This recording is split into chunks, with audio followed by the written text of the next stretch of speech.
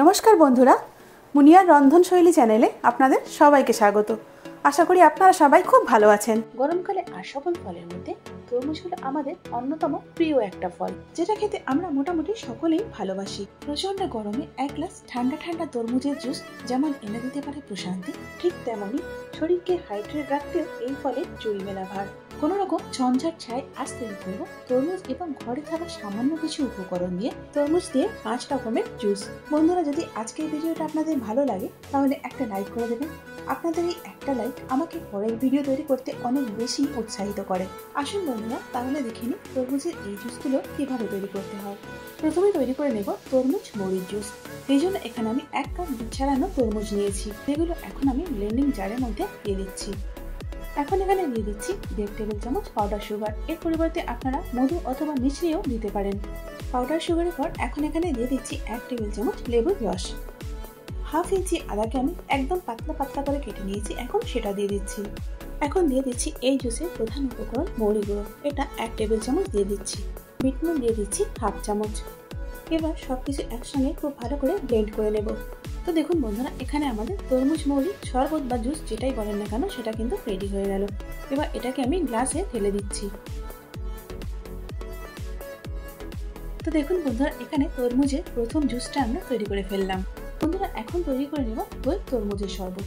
অনেকে এটাকে আবার স্মুদিও বলে থাকেন। সেই জন্য 1 কাপ তরমুজ আমি ব্লেন্ডিং জারের মধ্যে দিয়ে দিচ্ছি। এখন এখানে দিয়ে দিচ্ছি 1/2 চা চামচ মরিচ গুঁড়ো। মরিচের পর এখন এখানে দিয়ে দিচ্ছি 1 চা চামচ বিট নুন, দিয়ে দিচ্ছি 2 টেবিল চামচ পাউডার সুগার। আবারও বলছি, এর পরিবর্তে আপনারা মধু অথবা মিশ্রি ব্যবহার করতে পারেন। এর সাথে এখানে দিয়ে দিচ্ছি 1 চা চামচ ভাজা জিরের গুঁড়ো। এখন এর মধ্যে দিয়ে দিচ্ছি 1/2 কাপ টক দই।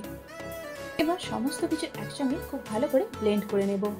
দেখুন বন্ধুরা, এখানে দই তরমুজের শরবত রেডি হয়ে গেল। এখন শরবতটা আমি গ্লাসের মধ্যে ঢেলে দিচ্ছি। তাহলে দেখলেন বন্ধুরা, কত সহজে আমরা তরমুজের দ্বিতীয় জুস বা শরবতটা তৈরি করে নিলাম। তরমুজের সঙ্গে সঙ্গে এখন যেহেতু বাজারে আমও এসে গেছে, সেই জন্য এখন তৈরি করে নেব আম তরমুজের শরবত। সেই জন্য ব্লেন্ডিং জারের মধ্যে 1/2 কাপ তরমুজ দিয়ে দিলাম, আর এখানে সম পরিমাণে আম নিয়েছি আমি, এখন সেটাও দিয়ে দিচ্ছি। এখন এখানে দিয়ে দিচ্ছি 1.5 টেবিল চামচ পাউডার সুগার, দিয়ে দিচ্ছি 1/4 চা চামচ মরিচ গুঁড়ো।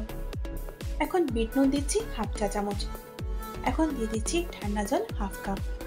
এখন সমস্ত কিছু খুব ভালো করে ব্লেন্ড করে নেব। তো দেখুন বন্ধুরা, এখানে আমাদের 3 নম্বর শরবত অর্থাৎ আম আর তরমুজের শরবতটাও রেডি হয়ে গেল।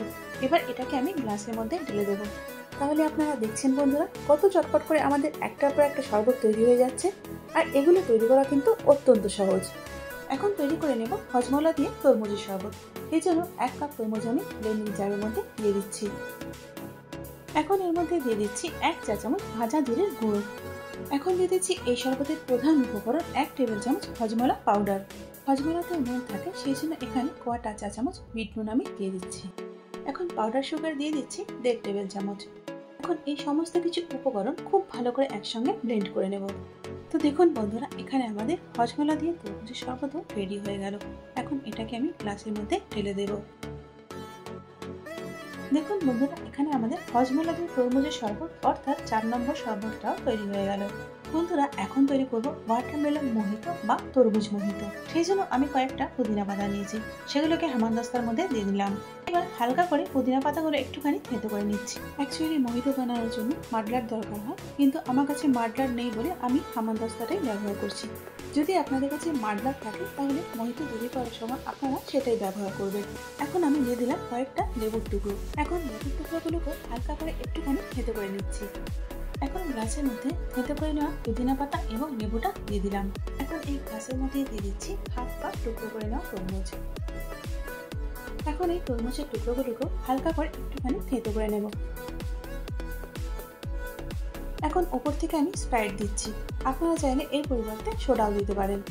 তো দেখুন বন্ধুরা, এখানে আমাদের ওয়াটারমেলন মোহিত তৈরি হয়ে গেল। তাহলে দেখলেন তো বন্ধুরা, ঘরে থাকা সামান্য কয়েকটা উপকরণ দিয়ে কত সহজে আর কত তাড়াতাড়ি আমরা তৈরি করে ফেললাম তরমুজের কত রকমের শরবত।